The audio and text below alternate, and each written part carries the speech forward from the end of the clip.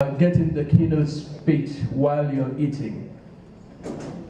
Thank you, Teresa, for that introduction. The President, Nigerian Association of South Central Pennsylvania, distinguished guests, ladies and gentlemen, good evening. When I was first nominated to deliver this keynote address, I was concerned that time constraints may preclude me from doing justice to it. But I later concluded that failure to rise to the occasion will be tantamount to abdication of an important social responsibility. So here am I today. I appreciate the confidence reposed in me by those whose insistence informed my standing before you today. The caption of my speech is to make Nigeria better, be the change you desire for her.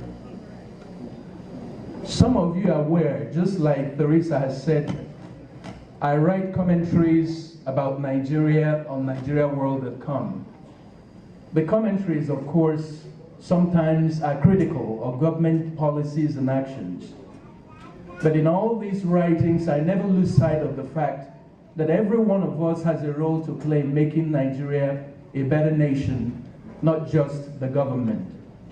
My challenge to you tonight, and I want you to listen, is to be the change you desire for Nigeria. Every one of us, whether in this room or outside, is endowed by the Almighty with talent and intellect. Yours may be manifesting in your profession, your hobby, your daily activities, or may even be dormant inside you waiting to be let loose. You can apply some of the talents towards the betterment of the 52-year-old country that is yearning for our attention. In this room tonight, we have medical doctors of Nigerian descent, nurses, pharmacists, and other health workers. There are many more all over the United States. By the way, by a show of hands, can you please indicate those in the health sector that are in this room? Don't hide, I know you all, I can start pointing you out. Well, the point is here. First of all, I just want to thank you for the great work you do in saving lives, helping to bring forth new ones, and helping to take care of the elderly. But do you know that you can extend your services to Nigeria? There is a humongous information gap between what the average Nigerian knows medically and what they should truly know. That information gap is causing a lot of medical havoc over there. Take diabetes, for example. People who have the disease here in the United States live long lives because of knowledge about testing, eating right, and exercising. But in Nigeria, people still die, lose their limbs or eyesight because of diabetic retinopathy and neuropathy. You can help change this. If you're wondering how you can help, let me give you a hint. You do not have to discover a new drug or find a cure. In fact, you do not even have to do anything novel. Just spend a few days during your visit to Nigeria participating in community health education program. There, talk to local folks about wellness, diseases, signs, symptoms, eating right, and exercising. If people know how to manage what ails them, they have a better chance of survival. Or you can go on medical missions to Nigeria with your fellow professionals to treat and educate patients. Some medical missions have revealed diseases that the locals did not realize they had, like breast cancers, heart diseases, liver cirrhosis, cervical cancers, asthma, and the likes. Helping the locals detect the diseases, especially at the early stages, make a huge difference. Nigerians here sometimes solicit medical equipment and donate them to hospitals in Nigeria. As our president alluded that, we've made donations back to Nigeria, we can continue to do this. We don't have to let up. I just read that a group of Nigerians in the diaspora are pulling resources together to build a state-of-the-art hospital in Nigeria. All I can say, folks, is ain't nothing wrong with that. Now check this out. In July of 2010, I was in Atlanta, Georgia with my wife for the reunion of the alumni of University of Nigeria. I left that school 3 decades ago. I'm obviously getting old, as my kids will always remind me. Nonetheless, present at the Atlanta gathering were alumni and current and former vice chancellors. There were many presentations, but the most common theme was that the standard of education was taking a rapid nosedive in Nigerian schools. Think about this. If Nigeria produces half-baked graduates, how can the nation advance? How can invention-based development occur? Recall that 20 or more years ago, the standard of education in Nigeria was touted as exceedingly high.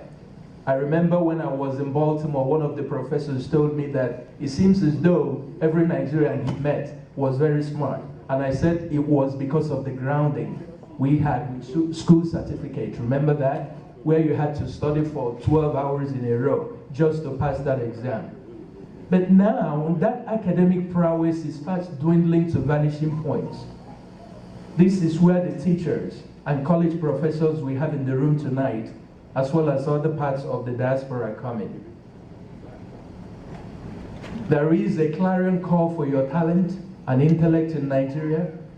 First of all, thank you for the great work you do in society of imparting intellect, confidence, molding characters, and shaping destinies. By spending your sabbatical time in one of the schools in Nigeria, imparting the academic words of wisdom you do here, you can help arrest this backward slide in standard of education one school at a time.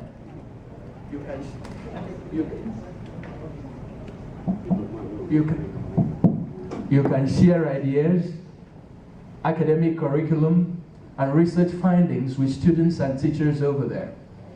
You can even help facilitate visits by Nigerian teachers to this country to exchange ideas on the most effective ways to impart education. Many schools in Nigeria lack needed books, laboratory equipment, and research materials. You can help in the drive to gather these items for shipment in Nigeria.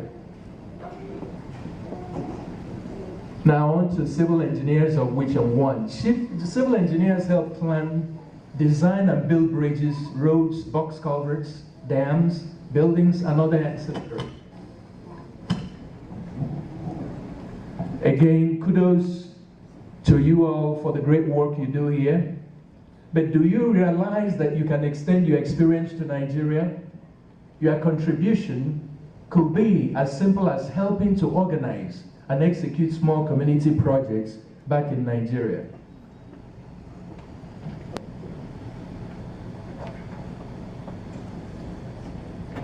These could include construction of culverts and roadside gutters and helping to fix potholes when you visit. Furthermore, there are always new developments in the field of civil engineering in the areas of technology, materials, and the likes. You can help share or transmit the new developments to Nigeria. You may say there are Nigerians paid to do such work. Frankly, that's not a good excuse to do nothing. There is room for everyone to contribute towards the development of the country. And how about the environment? I know that we have environmental engineers in this room tonight and can point in that direction for starters. You are an indispensable part of every society, ensuring clean air, clean environment, and water. Air pollution alone is responsible for many respiratory and pulmonary diseases in Nigeria, like asthma, COPD, and even lung cancers. These diseases rob our kin of long and productive lives in Nigeria. Do you think Nigeria needs you and your expertise? You betcha. As Governor Pelum will say, just visit Lake Bayelsa State and see why your contribution, no matter how small, will make a great difference. Enough said on that. Most of you have had cause at one time or another while in Nigeria to shout, "Up NEPA," do you remember that? Or more recently, "Up PHCN." It happens when NEPA returns electricity to your home after a prolonged blackout. Because of constant blackouts, too many Nigerian homes depend on generators. But I